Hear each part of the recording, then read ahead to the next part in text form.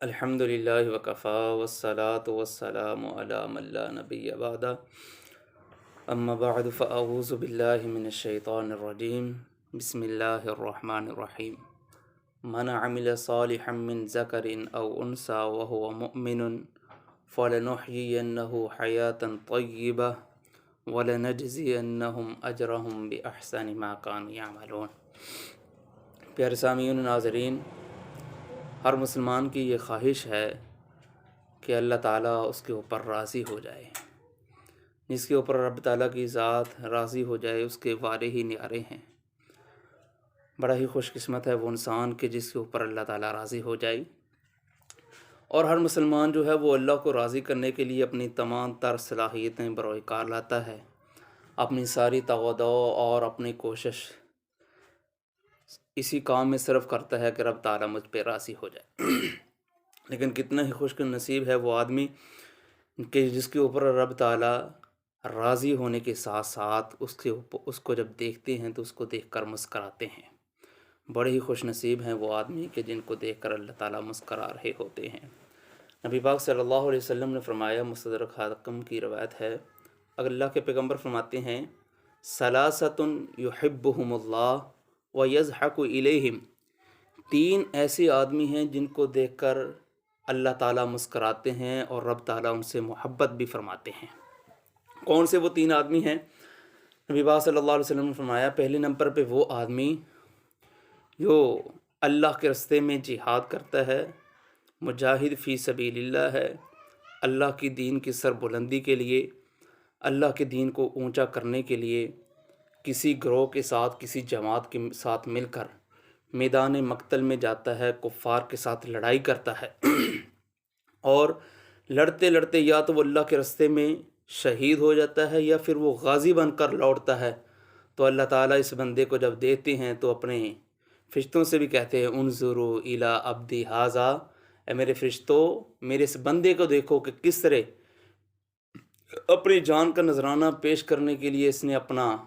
تن من دن میرے راستے میں قربان کیا، اور حتیٰ کہ یہ غازی بن کر لوٹا یا شہید ہوا، تو اللہ تعالیٰ اس بندے کو جب دیکھتے ہیں تو اس کو دیکھ کر مسکرا رہے ہوتے ہیں۔ پہلے نمبر پہ وہ خوش نصیب، وہ مجاہد فی سبیل اللہ ہے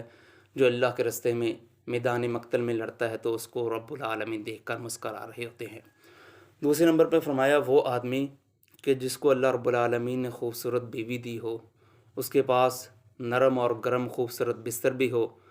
تو نبی پاک صلی اللہ علیہ وسلم نے فرمایا وہ رات کی تاریکی میں کھڑا ہوتا ہے، نرم اور گرم بستر کو چھوڑ دیتا ہے، اپنی خواہشات کو ترک کر دیتا ہے، اور اللہ کے حضور کھڑے ہو کر قیدی بن کر وہ نماز کی حالت میں کھڑا ہو جاتا ہے، رکوع و سجود کرتا ہے، اپنے بیوی بچوں کو چھوڑتا ہے، اپنی خواہشات کو چھوڑتا ہے۔ جب رب العالمین ایسے بندے کو دیکھتے ہیں کہ جس نے میری خاطر اپنا بستر چھوڑ دیا، اپنی خواہشات کو ترک کر دیا، اللہ رب العالمین اس بندے کو بھی دیکھ کر مسکرا رہے ہوتے ہیں۔ تیسرے نمبر پہ فرمایا وہ آدمی جو کسی قافلے میں، کسی جماعت کے ساتھ سفر میں ہوتا ہے، اور سفر میں بظاہر ہے سفر کرتے ہوئے اس کو تھکاوٹ بھی تھی، وہ مصائب سے بھی سفر میں دو چار ہوا ہوگا، لیکن قافلے والے سو جاتے ہیں، اور یہ آدمی رات کی تاریکی میں کھڑا ہوتا ہے، اور رات کی تاریکی میں کھڑا ہو کر اللہ کے حضور سر بسجود ہوتا ہے، رکوع و سجود کرتا ہے، نوافل کا اہتمام کرتا ہے۔ یہ تنگی میں بھی تھا، تکلیف میں بھی تھا، پریشانی میں بھی تھا، لیکن اس کے باوجود سفر کی حالت میں باقی لوگ سوئے ہوئے ہیں، یہ کھڑا ہو کر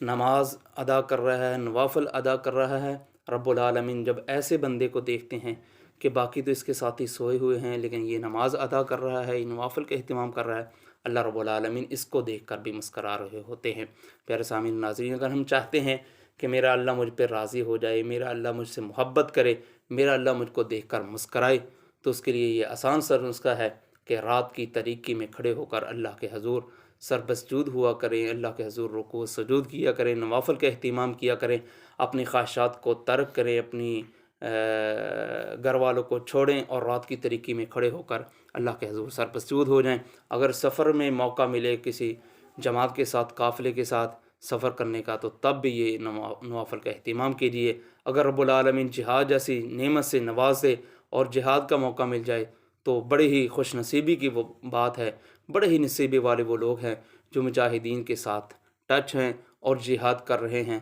اللہ رب العالمین میرے سمیت سبھی کو یہ اعمال کرنے کی توفیق عطا فرمائے۔ ھذا ما کان عندی واللہ تعالی بالصواب۔